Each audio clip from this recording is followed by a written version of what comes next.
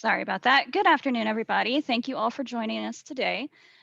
Just as a brief reminder, this is the first of 3 PDF accessibility trainings. These sessions are all 3 going to be recorded and uploaded onto our YouTube professional development channel. Link will be provided out to you all as well. As a just general housekeeping, we do have the chat enabled if anyone has any questions throughout the training. We do also have interpreters with us today. They should be pinned on your screen.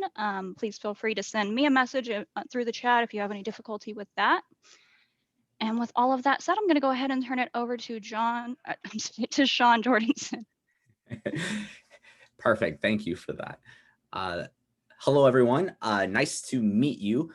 My name is Shawn Jordison. I have a presentation prepared for all of you today, but I would just like to reiterate my style of presenting is sort of an open door policy where if you have a question, I prefer you ask it right then, even if that means interrupting me, either via chat or by unmuting yourself. If it does begin to get out of hand, I may ask for you to hold your questions until the end. But otherwise, I'd like for this to be as engaging as possible. This can sometimes be a pretty dense subject, but I like to think I bring a more personalized approach. So with that, I'm going to begin sharing my screen in just a moment, and we will begin. How is everyone doing today? In the chat or unmute yourself. I'm doing great. Fantastic. Good. Good. I'm trying to get my lighting right here as well. My apologies.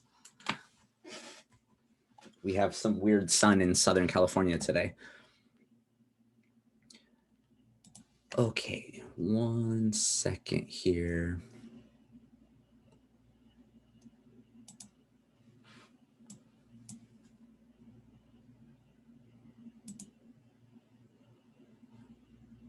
Okay.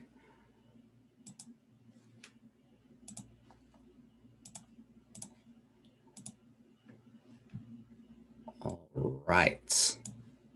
Oh, and I see the chat popping off. Let me just review that. See how everyone's doing. Oh, good. Good. Awesome. Fantastic. I love engagement. It's what I thrive for. This transition has been particularly hard for me with COVID and everything because I'm such a people person. And sometimes this dense information is it's just hard. It's just hard via Zoom, but I'm going to do my best to keep us all in this. So today is our first part of PDF accessibility. And we have quite a bit to cover. Most of today is going to be sort of listening to me, but I will ask for some engagement from all of you on various aspects of the presentation. So let's get started. First and foremost, I am from the CCC Accessibility Center. We are funded under what's called the Shared Infrastructure Program Grant from the Chancellor's Office, and we are located at the Technology Center at Butte College. We focus on web and IT accessibility, alternate media, and assistive technology.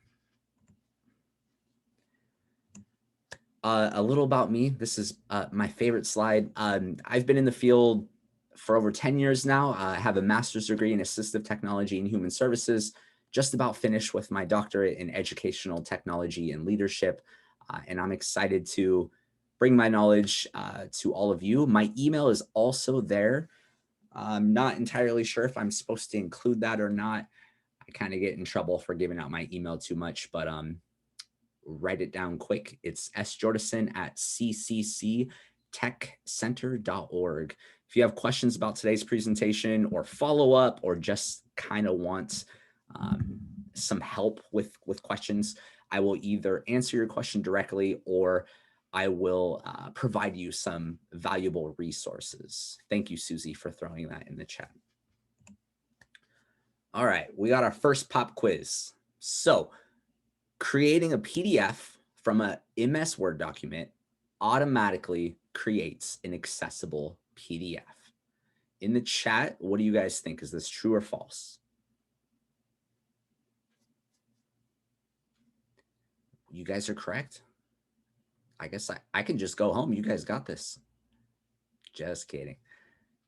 Yeah, we wish we were able to. I'm going to show you some techniques that might make it more on the true side than the false side, but it's still going to be false. So the goal is to start with an accessible Word document. Anytime you can get your hands on the base file and make that base file accessible, you will have a much simpler time with accessibility, especially with PDFs. And I'm going to show you what that means. So I found this is super valuable if I show you exactly what I'm talking about with making a Word document accessible. Just a quick reminder, this is not a Microsoft Word accessibility presentation. However, I'm going to just do a brief run through of making a Word document accessible, and it sort of is going to lay some of our discussion and foundation here. Give me one moment to pull up my file.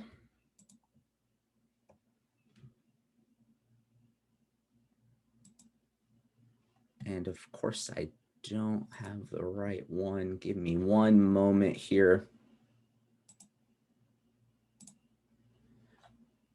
I have this bad habit of accidentally overwriting my final file. Here we go.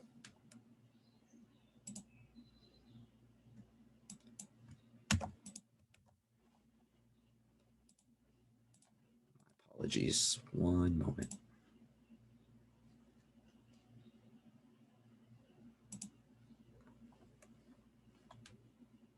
All right, I got it.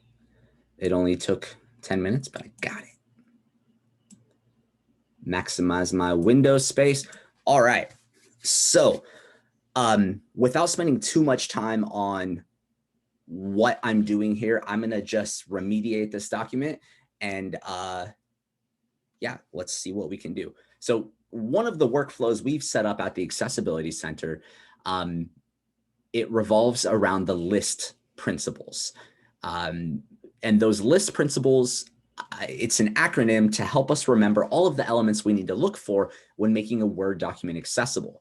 The L in list stands for links. We want to ensure they're accurate, clear, and concise, and avoid full URLs.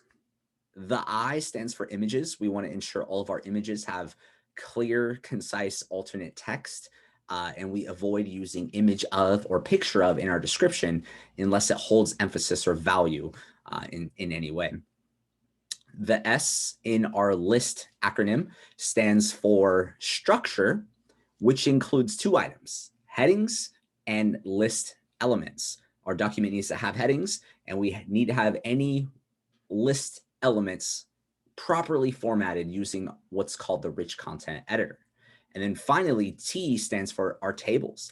All tables should be used to only display data, and they will have headers applied, and in some cases, a summary. So with that said, I'm going to sort of work through this document pretty quickly here. This is my workflow. This is what I like to do. I like to go top to bottom. And I've done this document probably 100 times, so don't be intimidated. The first thing I'm going to do is press Control F on my keyboard. This brings up what's called the navigation menu. It should be a similar hotkey if you're on Mac. Now I'm going to select the headings button over here, and I just want to see my headings appear as I begin to lay out the accessibility of my document. The first thing I notice at the top here is I need a heading level 1. And my styles are collapsed here, but that's okay. We've got a heading level 1 at the top, Geology 2.3. Next up, we need to have a heading level 2. I'm going to use my keyboard shortcut, which is Control Alt and then a number on my number pad. I just did Control Alt 2 to make this a heading level 2. Now we have another heading. This is Pillow Lava, Control Alt 3.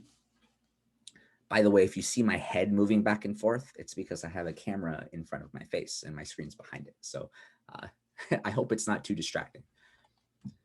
Next up, we have an image. all images need alt text, but how do we actually add that alt text in? Well, in this version of Word, I'm on Office 365, the desktop version. I'm going to right click my image, select Edit Alt Text. And from here, we want to add a little bit of detail. For this demonstration, I'm going to be very brief. If I were the instructor writing out this content, I may want to give a little more emphasis on these descriptions. But for demonstration purposes, that's good enough. Pillow lava. Next up, we have a link. This link is a full URL, which is an accessibility failure. Unless you know for a fact the document will be printed, you need to reformat this link. If you know the document will be printed, there's a couple tricks we could do. For now, I'm going to cut the link. So currently it is sitting in my clipboard, what's known as the clipboard. It's an imaginary space. You can only have one item there copied at a time. So you don't want to copy or cut anything else until we figure out where to set down our clipboard. Okay. So right now our clipboard is full and I want to find some text because my text is going to be what holds my clipboard or my link, my active link. So I'm going to delete the words more because that's no longer necessary. And what I'm going to do is select the word pillow lava. This is clear, concise, and very direct. With pillow lava selected, I'm going to right click, select link. And in the address area, I'm going to set my clipboard down or paste my address. Okay, I'm doing Control V to paste my address and then select OK. We now have a live hyperlink that is now accessible. Moving on, we've got another header. This is a heading level 3. I did Control Alt 3 on my keyboard to set that heading level, or I could go up to my styles menu and select heading level 3. Next up, I have an image. This image needs alternate text. We are ensuring that there isn't a file name in here. This is a common thing when you run the accessibility checker. If we had something like this, pahoehoelava.jpg, I cannot type today apparently, or whatever it is, JPG. This technically passes the accessibility checker, but this is a failure on usability and sort of what our goal is here for making content accessible. So we're going to take this back to pahoehoelava, and I'm sure I'm mispronouncing that. We have another heading here. This is a heading level 3, followed by another image. Here's a good example of that. This is _90. That doesn't really help us for alt text. So I'm going to change this to lava. Now you might be thinking, Shawn, why don't you mark it as decorative?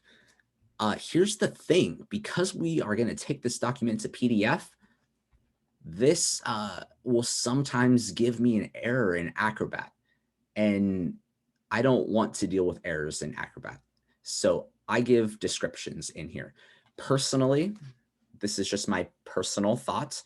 If we have decorative images, I often remove them. A lot of the content you see me present will not have any fluff at all. And that's just been over the years of developing accessible presentations. It's lost its value. It's more important for me that the content is concise and succinct. That's just my personal opinion. If you, on the other hand, want to include decorative images, there are some extra things we'll need to do once we get it into Acrobat. And by the way, that thing is marking them as an artifact. All right, next up, we have a hyperlink. I'm going to select my hyperlink, Control X.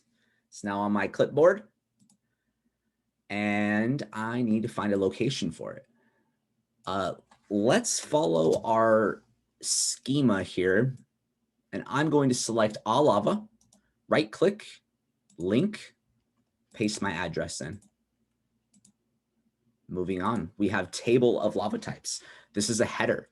Let's make this a heading level 2. Now from here, all tables have a couple requirements. First and foremost, we want to ensure our table has headers. In this example, we are going to have both a header column, as this information, in my opinion, should be a header. And then in addition to that, we're going to have a header row, which is this top row. Now to set this, you need to click anywhere inside your table. We're going to go to table design and ensure we have header row and first column selected, which we do. Now, I have a preference of doing things a certain way. I like to add a style. This is just what I do. So I'm going to select plain table there. This helps it pop as well. Visually, our headers are now bolded. Okay, so this can tell me as if we amplify our issue, let's take this document and make it 100 pages. By quickly scrolling, I would be able to identify which tables have had headers applied and which ones have not. Now we have another header here, difference between magma and lava. This can be heading level 3 for now. And we have another table. This one appears to only have a header row. So we're going to uncheck first column. And then again, I like to apply a style. I'm going to deselect banded rows on this. It's purely a color thing. It will apply a color shading to alternate rows. I'm going to turn it off. Finally, we have lava review. This feels like a heading level 2. And then it's kind of hard to see, but I've worked with this document 100 times. This is a list. So we have today I've learned the following things, colon, and we have 4 items here. All I want to do is simply select my bullets. Last but not least, let's run our accessibility checker on this document. And voila, no issues. Easy peasy, right? Does anyone have any questions over what I just went over? I don't see any hands and I don't see anything in the chat, Shawn. Perfect. Awesome. My apologies. I closed one other document I needed. Hang tight 1 second. All right. So here is a sample workflow that I'd like to share with you. So if you're creating a PDF from a Word document, in my opinion, this is what you should do. First, ensure that your MS Word document is accessible, kind of how we just did. Then you're going to run the Microsoft Word accessibility checker to verify your changes to the document. Now, this is a key step on creating a PDF that will retain all of the formatting that we applied from our Microsoft Word document. If you do not save your PDF document as indicated in my steps, you will lose the formatting and all of the work that you did in the Word document. So I'm hoping that you have heard to never print to PDF. Print to PDF will strip all formatting. So you need to either use the Acrobat toolbar to create a PDF or use the File Save as PDF option. Once you have that PDF, you want to verify that the tags are all there and they are in a logical reading order.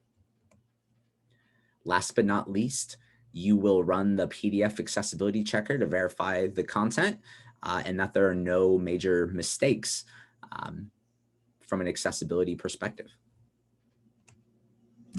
Now, before we jump in, I'd like all of you to take a moment and imagine your happy space.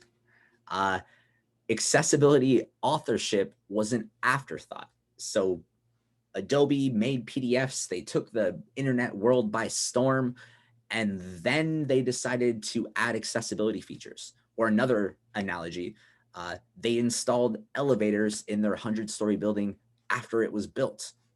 So not everything works the way you would anticipate it sometimes. You may see me demonstrate something on the screen, and when you do it, you're going to get completely different results. I promise you're not crazy. When we used to do these sessions in person, it was comical sometimes. Every other person would get different results, and maybe just a handful would have the same results when I was presenting. So with that said, we're going to walk through this together, but just know you're not crazy. This stuff is not easily laid out, and there isn't a linear progression in making a document accessible. In theory, at the end of this workshop, you should be able to do the following items. You should be able to set up Adobe Acrobat, your workspace, with essential accessibility tools. You should be able to explain how tags are interpreted by assistive technologies on a low level. You should be able to run the action wizard, run the accessibility full check. You should be able to run auto tagging on a document. You should be able to determine how to address accessibility checker results, use the reading order tool, apply basic tag manipulation, understand color contrast requirements, and apply document metadata. That's it. Just those 18 things, or however many there are. All right, how are you guys feeling so far? In the chat, you still with me? Did I lose any of you? Great. I like it. Okay, I'm going to keep on going.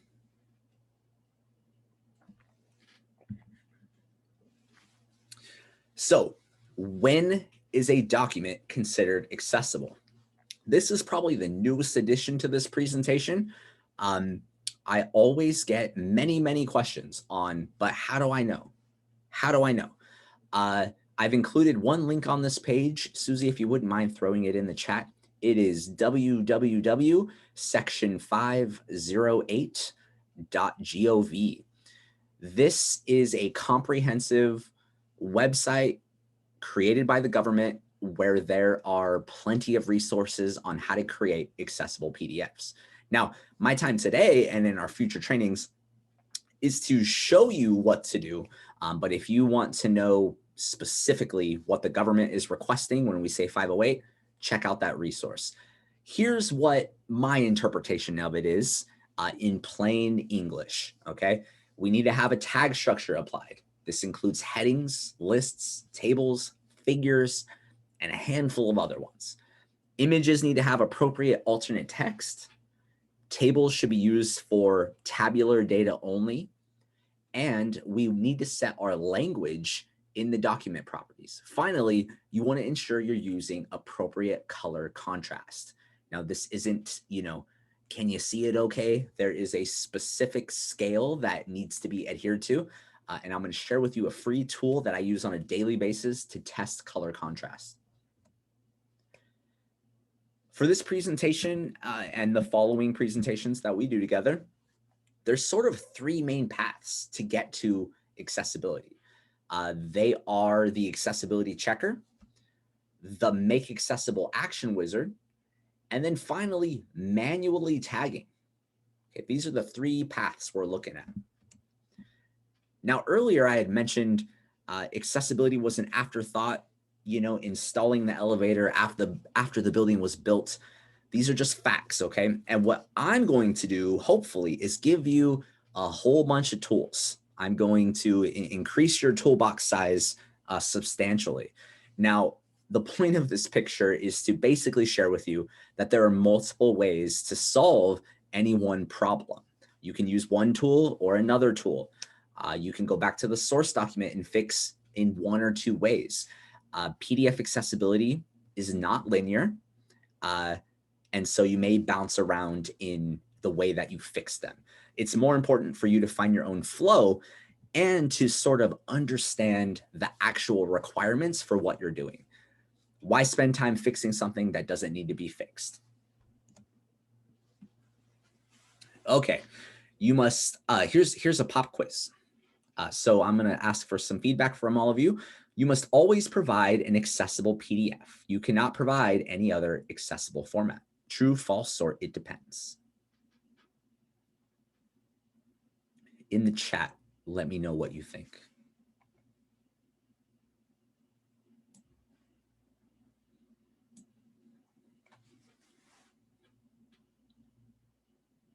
Ruth Ann says it depends. Kimberly says no clue. Fair enough. Brittany says true. All right, thank you guys. Awesome. So it actually depends. Now, there's legal standards to adhere to. And just for the record, Section 508 states you can provide an accessible alternative format. So that's great. In the case of this particular question, the answer is it depends. Now, the reason for that is because some PDFs need to stay as PDF. I've seen a good example I like to use here is it was a document for an English course, and the professor was pointing out MLA formatting or APA formatting on a paper, and it was written with comments and arrows and things like that. This was a case where it did make more sense to stay as a PDF, but you're the content creator, so you get to decide, you know, when it's best to keep as a PDF or when it's best to convert it to another document. Chances are it's going to be faster and more efficient to either change it into a Canvas page or a Word document. If there are any faculty here, I would definitely suggest converting your PDFs into Canvas pages. It's much easier to control the environment in that way. And you have a little more freedom with the accessibility that you can apply. With that said, we're still going to learn how to make these PDFs accessible. So let's keep going. One moment.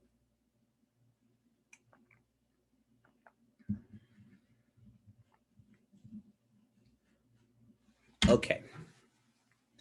So we are going to begin a longer part of this presentation. This is where I really start talking. So this is all about tags, okay? Most 80 to 90% of the accessibility of PDFs are with the tags. Now, tag elements provide semantic information. They control the reading order. They hold image description, form field information, and really are the basis for accessibility. Now, it can be a little tricky to understand the tag area, which is why I'm going to try to explain some of it before we even begin to look at Adobe Acrobat. There is what we call a parent and child relationship with tags. On the screen here, we have a figure tag. We have this image with the Merry Christmas, Jenna. It looks like a tag on a gift that you would write your name. This is a good understanding for the little icon that you see, the tag icon. Now, within that tagged icon, there's a gift. That is what our containers are. On the screen here are the word image that you see underneath the figure tag. The image is our contents. It's the thing that's wrapped up in the figure tag, okay? And we have some semantic information. I'm not sure what the 122 is. That might be the 122nd image that was added to the document, but you can see we have both the width and the height. And that information really isn't important to me. It's more so to simply explain what you're seeing. Now, in the screenshot on the screen, I have a parent tag highlighted, and that is our figure tag in this example. Now, the actual tag's root element the word tags above figure at the very top of my image, that is a label. It is not a part of our tag structure, okay? So the first tag that you're seeing right now is in fact the figure tag, and the figure tag is a parent tag in this situation. Now, usually a parent tag has a child tag. And in this situation, our child tag is the image itself.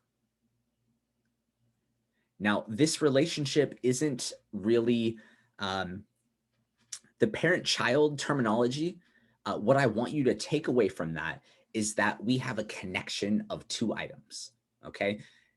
The parent-child semantic isn't used a whole lot in the accessibility world, but we found it to be useful in explaining the relationship between two elements. So again, the figure tag is the parent, the image content itself is the child tag. Now, there are a couple ways to view the tags panel, and we will do this together, I believe, today. And when you get to the tags panel, you can actually expand all of the tags by pressing the little arrow or caret next to the tags label. Now, the reason I'm spending so much time talking about this little minute detail is because it's tiny and it's easy to pass if you don't know what you're looking for. So when we look at the tags panel, you might think, Shawn, there's nothing here. But in reality, everything is just hiding under our little caret, our little down arrow here. I think it'll be a right arrow when it's collapsed.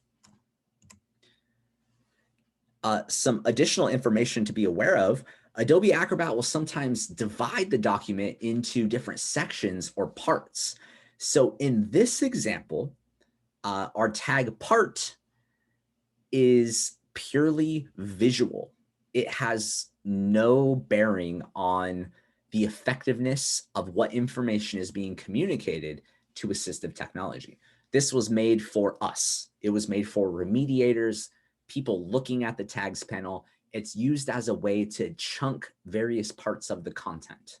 Now, you might also see section tags do the same thing, S-E-C-T.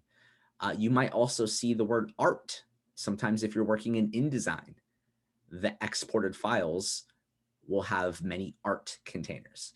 And those three containers, part, section, and art, they're purely visual and have nothing to do with accessibility. All right, we've got a little pop quiz about our parent and child relationship. I have two tags highlighted on the screen, a figure tag and a part tag. My question is, are these parent tags or child tags or both? In the chat, please share your thoughts.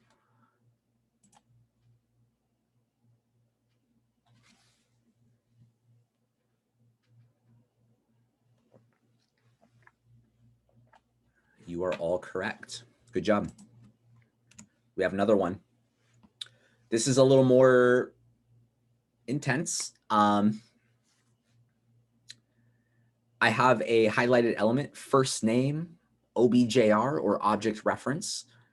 Is this a child tag or a parent tag or both?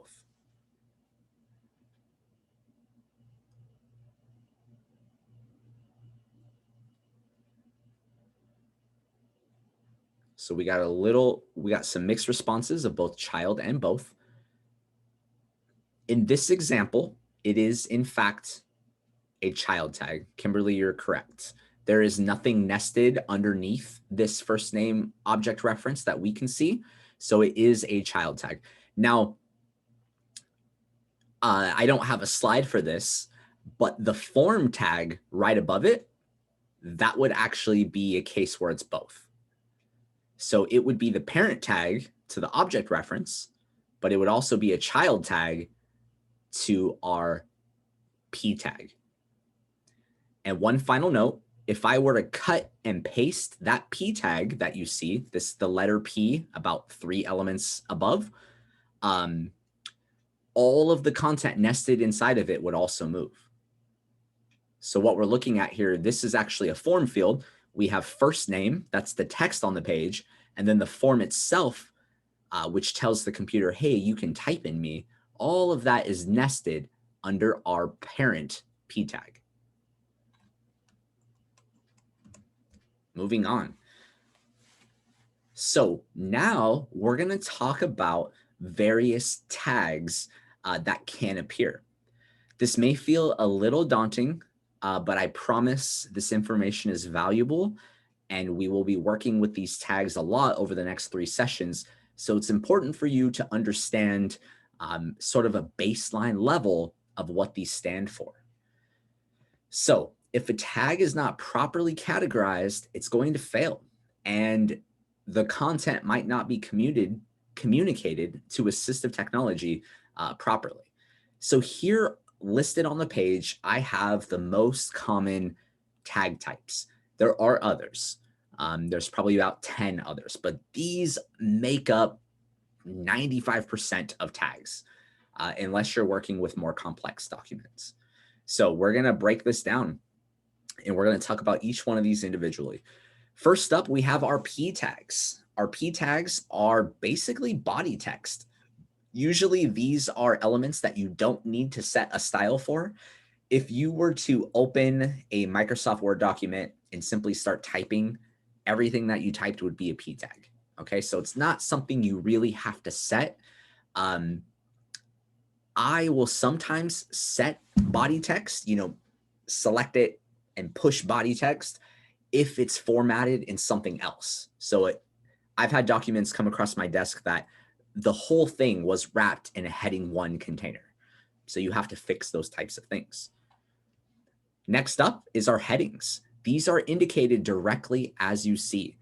We have the less than symbol, capital H, numerical 1, greater than symbol. That is exactly how it needs to be in the tags panel. If you have a lowercase h, you're going to get a fail. If you're missing one of the less than or greater than signs, you're going to get a fail. Okay. Typically, 508 best practices say you should only go 6 levels deep. So we're only going to go to H6. And you never want to skip order with headings. So you're going to start with a 1 and work your way down 2, 3, 4, 5, 6. Do not skip from H1 to an H6. Next up are lists. Lists have a very specific requirements, and we're going to break these down actually a little further. But every list will contain a parent L tag, and it will have child list item tags, or LI. That's a capital LI. And occasionally you might see an LBL. This is a label. So the bullet itself or the number would be the label. And then finally, you have the contents of the individual list item, which is what's called L body. And that's a capital L, capital B. It's important. If it's not spelled like that, it will fail in the accessibility check. Next up are your figure tags. These typically include images, graphs, charts. Anything in that area will be marked as a figure tag. There's not really a delineation between different types of graphics. Next, you will have tables. Your table tags should be marked as a table, and that would be the parent tag, your table tag, and it will contain table rows, and table rows contain THs and TDs, which stand for table headers and table data. Finally, we have links, and link tags will always have a link OBJR. This is an object reference. It tells the computer, hey, I'm clickable. Okay, that's the same with the form OBJR. It says, hey, computer, hey, user, you can type into me. That's what the object reference does. Otherwise, it would just be nothing. You wouldn't be able to engage with it. Moving on. This is a further breakdown of a heading tag. Shawn, excuse me. I'm so sorry. That's okay. I have a question. Yes. Will you be making these slides available? Yes, and we will. Yes, it is a part of actually this session. We all together will be downloading both this PowerPoint and all of our practice files in about 10 minutes. Perfect. Thank you. You're welcome. All right, so the heading tag, and I actually realized I'm probably, oh wait, I have until 3, not 2:30, right? Okay, I think I mixed up my time. That's good. We got plenty of time. All right, so the first tag I want to break down is the heading tag. Now, I took a screenshot of the tags panel. That's the left side of the image. So my screenshot indicated by number 1, that is the parent H1 tag. Now, the element highlighted by number 2 is the actual contents of our H1 tag. In this example, it is volcanoes in history. Number 3, as indicated by my screenshot, is the actual text on the page in the PDF. So this is what it would look like in the tags panel. And we're going to look at each one of these. So next up is a figure tag. In this example, it is a parent tag indicated by number 1. The actual image or the container is indicated by number 2, and you can tell it's nested over, right? It's sort of indented just a little bit. That tells me that it's a part of the tag above it. Number 3 on my screenshot is the actual image within the PDF. This is where it begins to get fun. I did my best at adding colors, numbers, and everything else to this, and I will try to finish it off with explaining. We have a question. Justin, where would we find on the left column the actual alternative text if it is able to? Like, for example, you showed the picture, it showed the dimension, but not necessarily the actual. Yeah, we will practice this, but I believe in giving direct answers. So what you would do is you would right click element number 2, the image container, and you would select properties, which would bring up a window that you can add alt text in. And we will practice that. Thank you. You're welcome. Good question. All right, so lists. Every list must contain an L parent tag. Okay, that's indicated by number 1.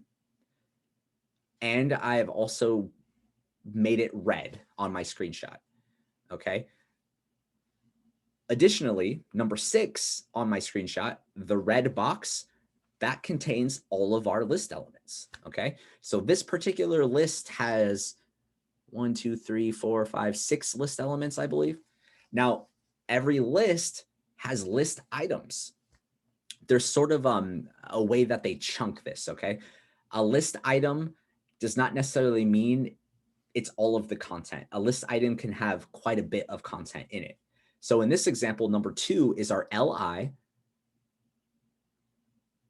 On the side with the number 6, it's that first list item indicated in blue. Okay, so it's the bullet point itself and the content have any allergies. Number 3 here, this is the label indicated by the yellow in my list item. So the label is simply the bullet or the numbered list. However, the label is not required by Section 508. So sometimes you'll see it, sometimes you won't. It depends on the authoring program. Number 4, this is our L body. This is sort of the meat of the list item we're looking at. And just for the record, numbers 1 through 5 there, or 2 through 5, that's all just one list element, okay? You're gonna have this for every list element. Number 4, the L body, purple, that is the content of the list item. So in this example, have any allergies, okay? Finally, number 5, this is the actual text object on the PDF, okay? The actual words. And that's why it's all nested under and it starts to go further right the longer it gets. And then finally, number 6 is the list in whole. So to summarize, a list has a list item and a list item has a requirement to have an L body tag. We're going to practice this. This is one of the more complex ones. Next up is links. So links are kind of funny. They can't be a parent tag. So they have to be nested in something. Doesn't have to be a P tag. In this example, it is. But if I were to have the link tag on not nested, if I had a link parent tag, it's going to give me a fail. It always wants us to put the link as a child tag. So in this example, number 1 is our parent P tag. This is just plain body text. Number 2 is our link tag. This is what houses all of our link information. Number 3 is the object reference. This says, hey, I'm clickable. And a lot of times, if you're going from Word to PDF, for example, it will come through with all of this, okay? But it's important to understand what's happening in the background. Number 4, we have a span tag. And a span tag is actually another one of those things that doesn't affect assistive technology. So you can ignore it. It's a visual tag you can add additional metadata to documents. For example, if we had a document that had more than one language, you would put the words for any individual language in its own span tag, and we would set the language of the span tag so that AT devices could flip between the correct language. That's a reason we would use span tags. Anyways, and then number 4 is the actual link text, so ibeku. Number 5 is what it looks like on the actual screen. People always get hung up on links. The curveball there is the object reference. Most of the time going Word to PDF, it will automatically add that in. All right. Lists was complicated. Tables are way worse. So tables are about as most complex as we get. Again, we're just laying some foundational information for you right now. So every table has a table parent tag as indicated by number 1 or the red box. Every parent table tag has table rows. That makes sense, right? Our element number 5 on the screen has how many rows? We've got 1, 2, 3, 4 rows. Now, some of those rows may contain a header or actual data. So number 3 on my screen, or indicated by purple, this is a table header. It is pillow lava in this example. And then number 4, or indicated by yellow, is table data. So this is how we delineate between a table having headers or not. We're really looking for those THs. So if a table doesn't have a TH in it somewhere, you're going to get a fail. This is just a way to showcase that. So again, number 5 is all of the table in its entirety. All right. I have a question. Is there a difference for the line that says lava type and description? What do you mean, Kimberly? Is there a difference for the line? Lava type and description will both be table headers separately. I think that answers your question. I just chose the second line because when I was adding all those colors, it was overriding my my words there. Okay, perfect. Yeah, so lava type and description would be both table headers. In fact, the row above my number 2, or the blue here, the one in between, both of the elements, child elements of this TR, will be table headers. Both of them will be. There won't be a TD in this row. Good question. All right, so now we're going to take a look at that document we worked on. And we are going to create a PDF that retains the formatting. So we're going to go to File, Save As. Desktop sounds good to me. And give me one moment here. I have 400 windows open.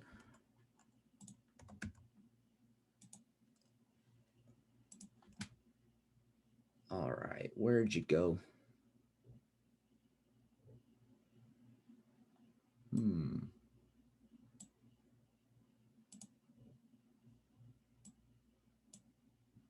Sorry, just one second. All right, I think I found it. Okay, so all I'm doing here, I want to look at and see if this document has any tags, okay? So I have my document open in Adobe Acrobat. The other day, when you guys all attended that brief session, we ensured you all had the correct version. So with my document open, I'm gonna go to the tags panel, and we can see off the bat here, we have a section tag, which is fine. And then it jumps right in. We have an H1, an H2, an H3. Looks like our figure tag got nested under a paragraph tag, but that's okay. We're not going to fix it right this second. And all I'm doing, looks like our link went in as well. That's nice. Sometimes you'll see duplication, like a span tag within a span tag. I don't know why it does that. It just does. And not all the time, just sometimes. All I'm doing right now, I'm using my down arrow keys to simply walk the tags panel. That's the saying for it. I'm walking the tags tree to ensure that all of my content is actually there. So if we look at our table, for example, check it out. We have 4 table rows. And looks like we got a little extra markup, but we have a table header and table data. If we look at that first one, we have 2 THs. This P tag shouldn't be there. And all I'm doing, I'm just making sure I see all this content in my pink box. And everything looks pretty good. Our list elements in the tags panel on the left-hand side of the screen. We have a list item, an L body, and then the content. We're missing a label, but that's not required by Section 508. And boom, we have a mostly accessible, mostly, there's some things we need to do, PDF. So what we're gonna do now, let me go back to my PowerPoint. I believe we are going to begin setting up our workstation. Yay. So for any of you that I'm taking up too much real estate on your computer, feel free to minimize your window. I would like all of you to launch Adobe Acrobat Pro, please.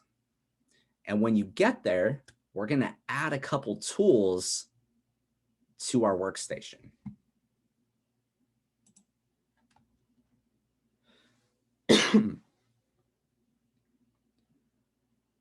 All right, so the first thing we're going to do, we're going to select the tools button.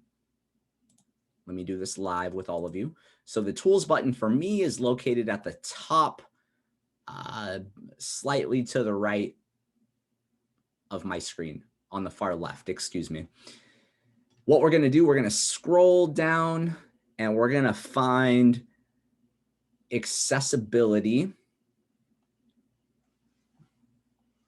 Here it is. And we want to select add. This is going to add it to our little hotkey on the right-hand side. Okay, if yours says open, you already did it correctly.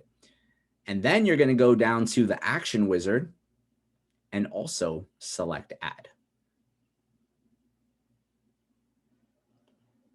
All right, everyone with me so far? Please let me know once you've completed this step in the chat. You can just say done or yes. We got one. Awesome. Here they come.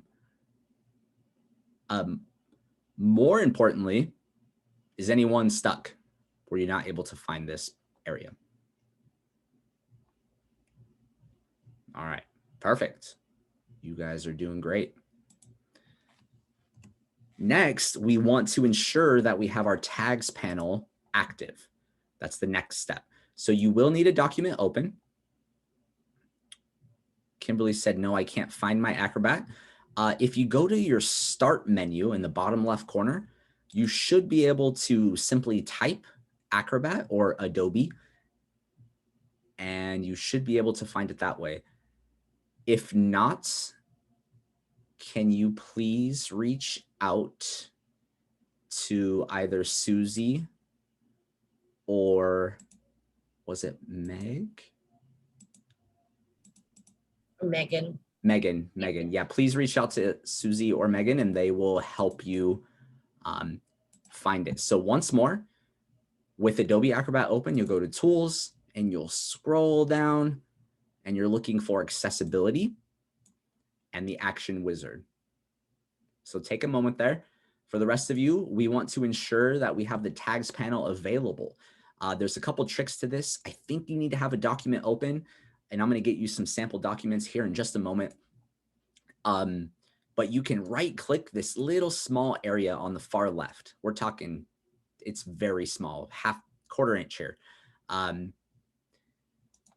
You can right click and select tags, or you can go to View, Show Hide, Navigational Panes, Tags, and I'll leave this up for just a moment. We want to ensure that we can access our tags panel.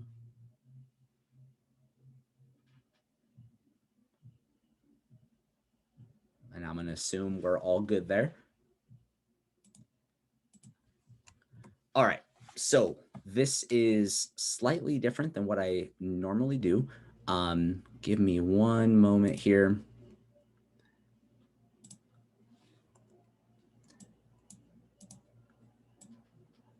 Okay, we are going to download the practice files and the participant version of this PowerPoint. So I'm going to share with you a link in just a moment. In the chat, we are going to go to cccaccessibility.org/resources/presentations. This can also be accessed via the link I just shared in the chat. What we're going to do is we're going to scroll down near the bottom of our page, and we have a section highlighted PDF accessibility. I have some documents right here titled PDF Accessibility Updated July 2021. It's near the very bottom of the page. I'm hoping I set the permissions on this correctly. Please let me know if you're not able to download these files. Again, you will follow the link in the chat, scroll to the bottom.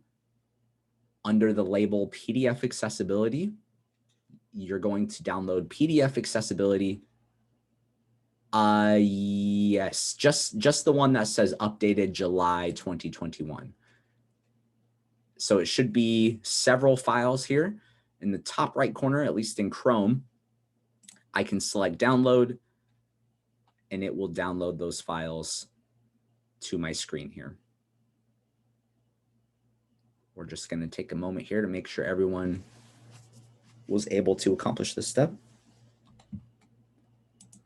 Oh, I'm silly. I guess I could have just shared the direct link for Drive, huh? If anyone's having trouble finding it, my apologies. Awesome. Honestly, this is the hardest part.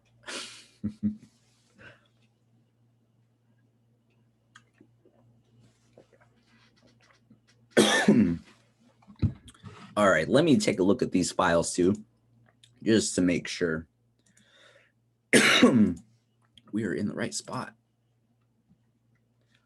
And what do I want you guys to look at? Oh my goodness.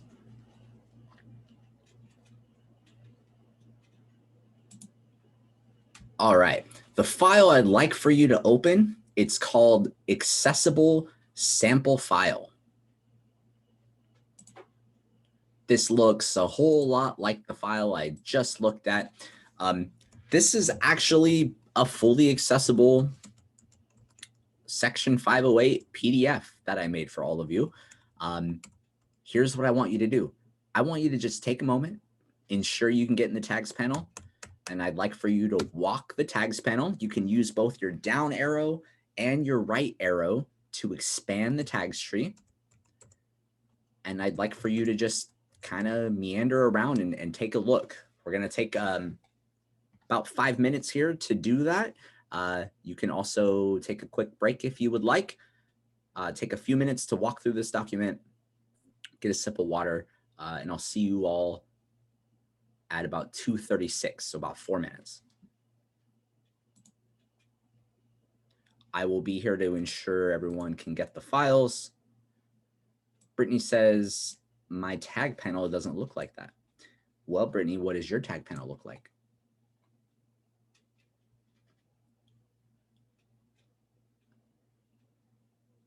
Do you feel comfortable sharing your screen? I'm happy to let you share your screen. Yeah, can I share my screen? Of course, give me one moment here. I got this ultra wide monitor and man, all my Zoom controls are all over the place. Brittany, you should be able to share. Okay. Yeah, let's take a look.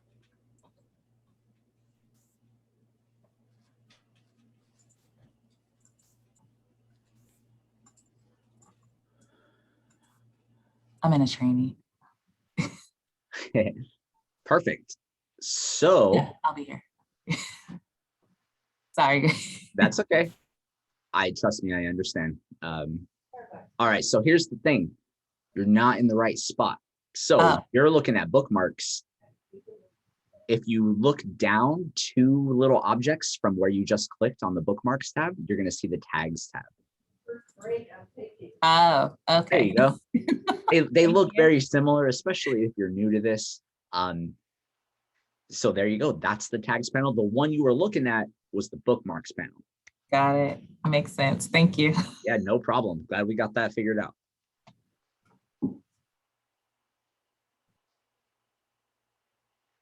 All right, one more reminder. We're going to simply walk the tags panel. If you feel like, what am I doing? All you're doing is looking.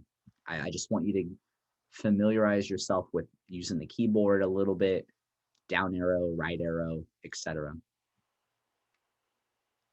I'm also going to go take a really quick restroom break. I will be right back.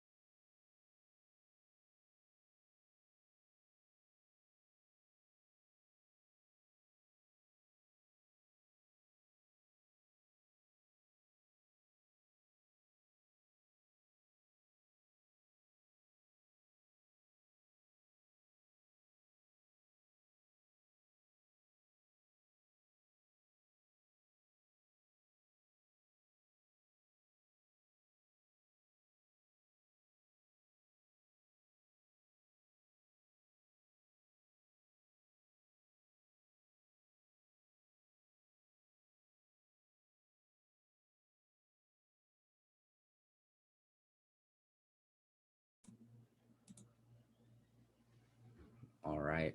Did my interpreters get a little break?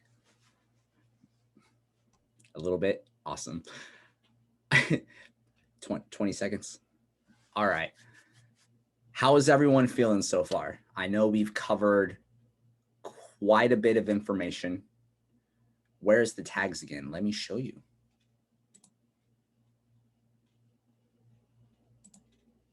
So the tags panel is this little tiny icon. It looks like a present. If you don't see that icon, you need to add the tags panel. So you can right click in this really small area and select tags, or you can go to view, show hide, navigational panes, tags. And it's important that you have to actually click the tags button. Awesome. All right. I'm assuming I haven't lost anyone yet. I'm going to go ahead and continue. Again, please feel free to throw questions in there as they come up.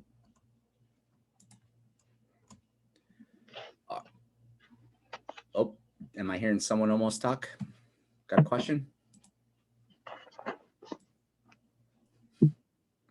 All right. So we did activity 0. That's viewing the tag structure, a little bit of an accessible file. And now you also have a file to refer to. Just no cheating, okay? Any of our demonstrations that we do here, I'd like for you all to participate with our broken files, okay? So what do you do if you don't have the Word document? That's the essential question here. Well, I'm going to show you a tool called the Make Accessible Action Wizard. Now, before I begin with that, I have a gripe with Adobe Acrobat that I'd like to share with you all. I do not like the naming conventions that they use for most of the tools here. In my opinion, they could be named more accurately. There's often overlap, or the name doesn't represent what the tool actually does, okay? So the important one here is the Action Wizard, and the goal, it's going to take us through a series of steps that you could do manually on your own, but this is going to prompt each step for you instead of making you kind of find it on your own. So to run the Action Wizard, we simply are going to open a file that we want to run, and you'll select the Make Accessible Action Wizard from the Tools panel that we set. From there, you'll simply select the Start button, and it will begin to walk you through a series of steps. Now, the first step it's going to take you through is setting a title for your document. Section 508 compliance requires a title for all documents. This is different than headings. This is different from anything else. It's more so metadata. Once you select OK in that window, it'll take you to the second step. This is where Adobe Acrobat will attempt to recognize text within the document. You can leave the default settings. What is happening in the background is it's simply looking for words that it could make into words instead of images. So leave the default settings, simply select OK. Your document will process. It takes just a few seconds, and it will take you to step 3. Now, step 3 is about form fields. This session and our next 2 sessions will not cover forms. It is a more complex subject, and this is really a good foundational presentation and training to get you ready for forms training in the future. I hope that we can offer it eventually. Right now, we're not even offering it. So for step number 3, you will say, no, skip this step. We don't have any forms we're working with anyways. Now, step 4 is setting the actual language of the document. This is going to be the primary language. If you have a document that has more than one language, pick the one that is the primary. Usually you can pick. After that, step 5 will be to add alternate text to images. Now, this will happen automatically. When you select OK, it will walk you through every image that Adobe finds and will ask you to add alternate text. Step 6 of the Action Wizard is to actually run the accessibility checker, which technically is its own path for accessibility.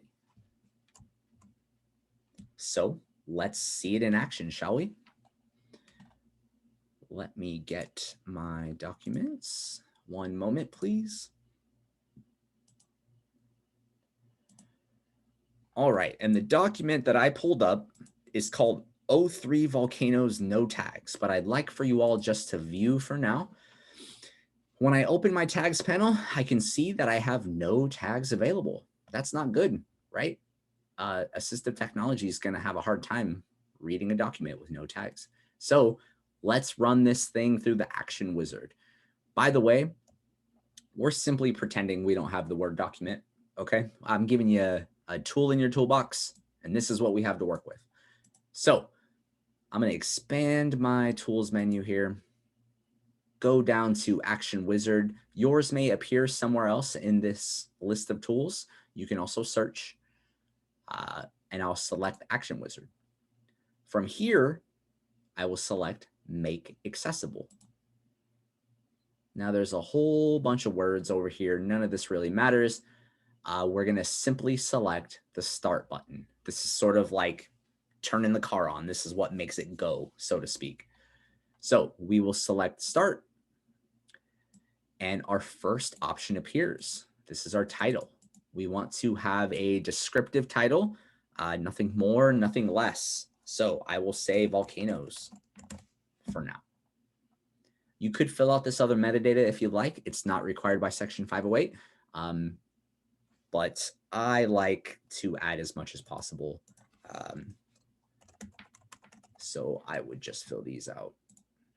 You do not have to do this step other than the title. Then we select OK. And as soon as I hit OK on recognized text, it's going to process these 3 pages and find all of the text on all of these pages. Again, we're leaving our default settings, and we will select OK.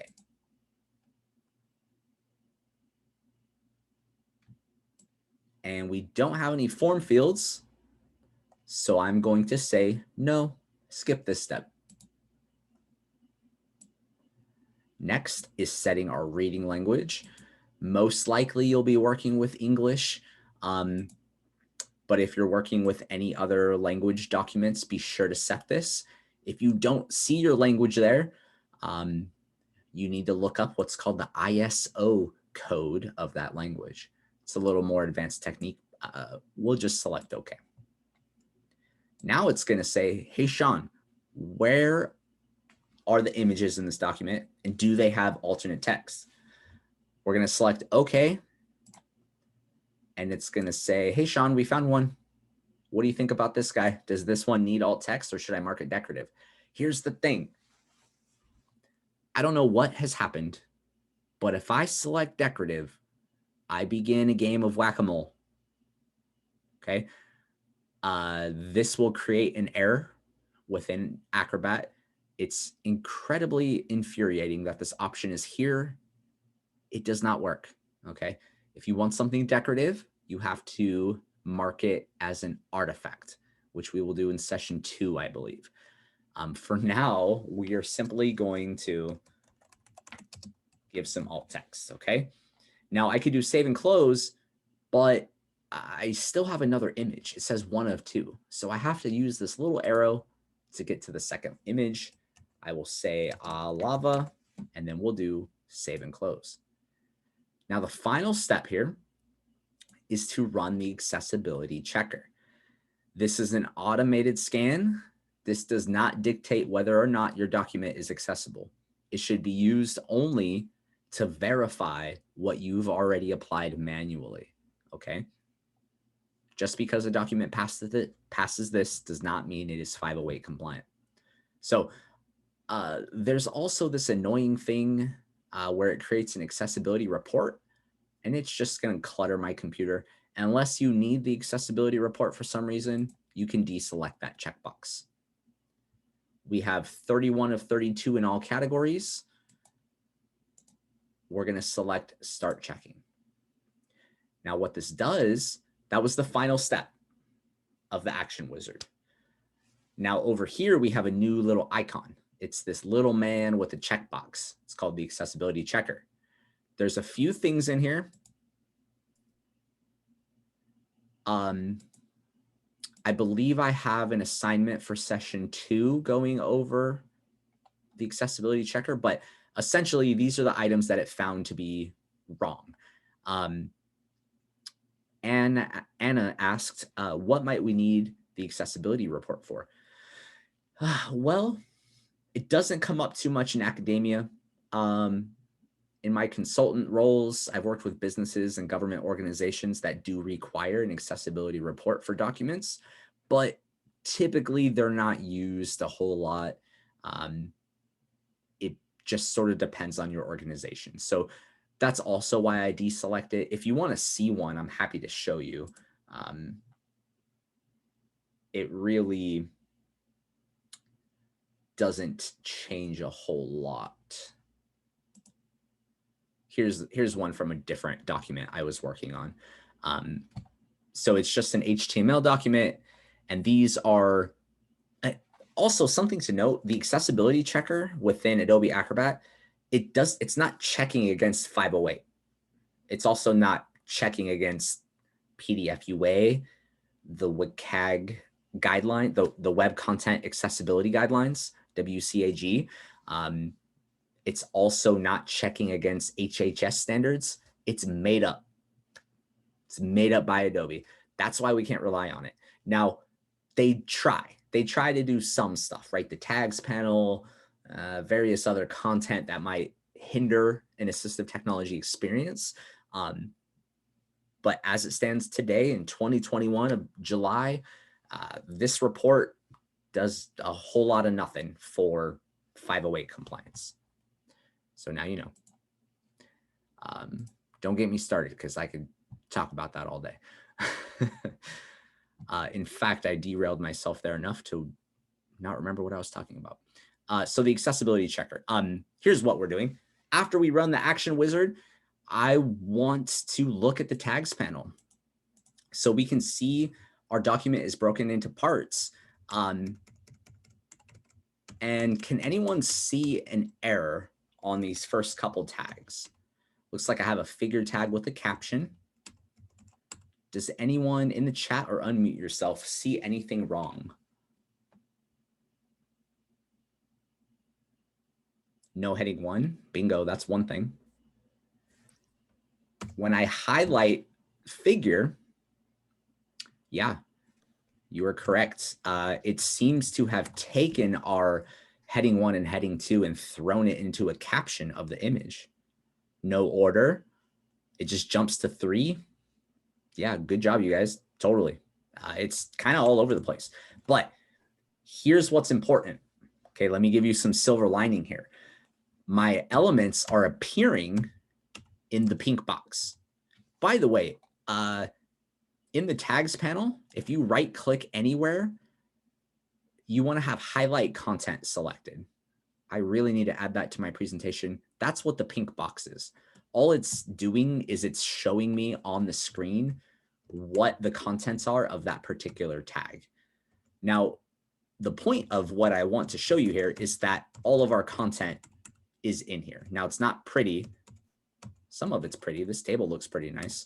But this one doesn't. This table has a singular row with all of the 4 rows of content in it. So there's obviously some issues going on here.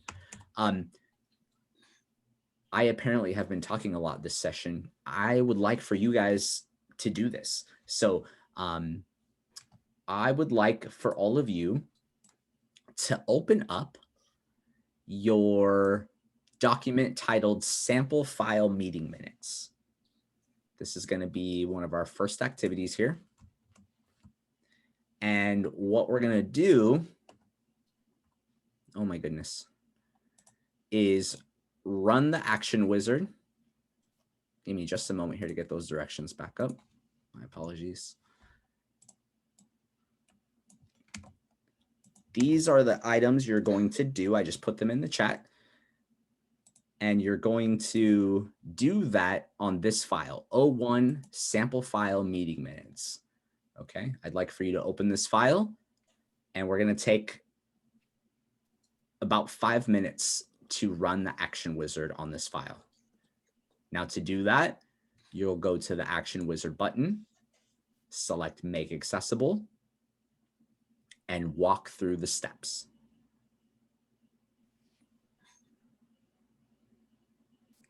So go ahead and take a couple minutes here.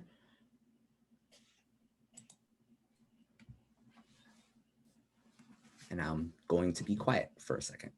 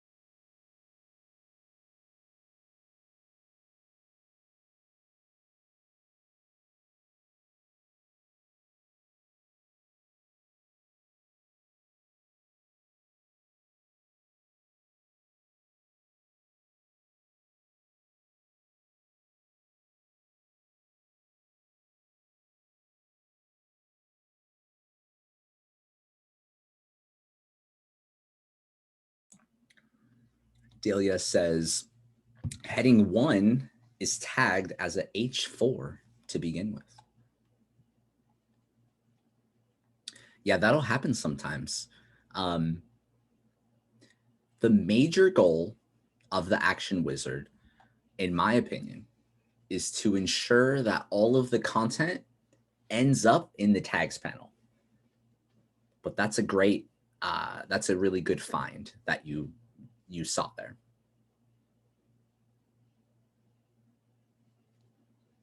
What else do you see, if anything? I was kind to you all and gave you a nice, easy document. Is it a bad thing to have those 2 lines combined in one element? Could be. We might need to make one of the lines a header. In fact, we're going to learn how to do that in our next session. Let me go ahead and run this real quick, the Make Accessible Action Wizard, as we only have a few minutes. I am going to fly through it simply to get to the tags panel.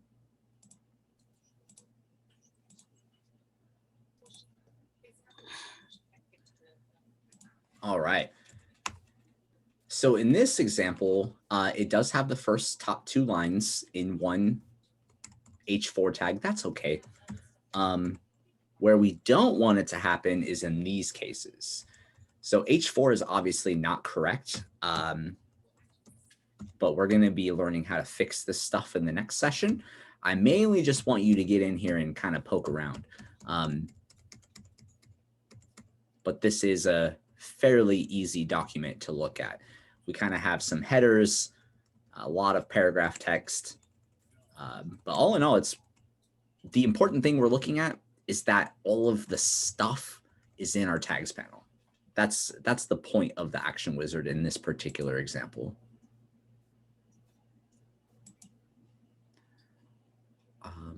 I need to stop sharing to view the chat panel really quick. Shawn, please go full view. One moment. When you say go full view, what do you mean, my friend? Are you talking this thing?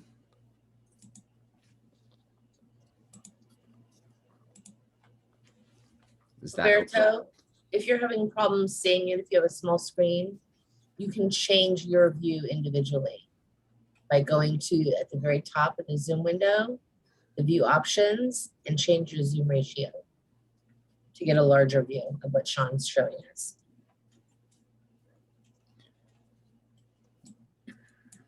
Yeah, unfortunately, I can't enlarge this specific area on my in the software. But I'm happy to explain anything else one more time if you need. Did anyone else find anything else? I'm not really seeing much in here, to be perfectly honest. More so the H4s. We have several part tags. We still have a couple minutes. I'm weird. I like to have a flat tags panel. So I would actually come in here and move these tags out of the part tags. But you don't have to do this. And we're going to spend some more time on this next time. This is just a little bonus to fill some time here. I'm just moving the content out of the part tags so that I have a nice flat tags panel. Not a whole lot of parent-child relationships. Anywhooser, that's the end of our presentation. You guys made it. I'm proud of you. Congratulations. I will stick around for the next few minutes for any questions. But otherwise, that is all I have for you. All right, before you all take. Oh, you muted yourself right I after. muted myself. Sorry about that. I am going to go ahead and put this in the chat as well. But thank you, Shawn. Thank you for everyone for joining us today. As a reminder, this was the first of 3 sessions. Our next meeting is going to be on Wednesday, the 21st from 1:30 to 3. Following session is going to be on the 28th, same time, 1:30 to 3 p.m. If you have any questions over what was gone over today, please feel free to email me or Shawn. These sessions are going to be recorded, and I did put the link to our professional development YouTube channel in the chat as well. Additional thank you to Susie and our interpreters, Chelsea and Hannah. And that is all we've got for you today. Thank you, Thank Shawn. you. Thank you, Hannah. Thank you, Chelsea. Thank you, Megan. And we will see you guys next week. Fantastic. Thank you, everyone. It was a pleasure.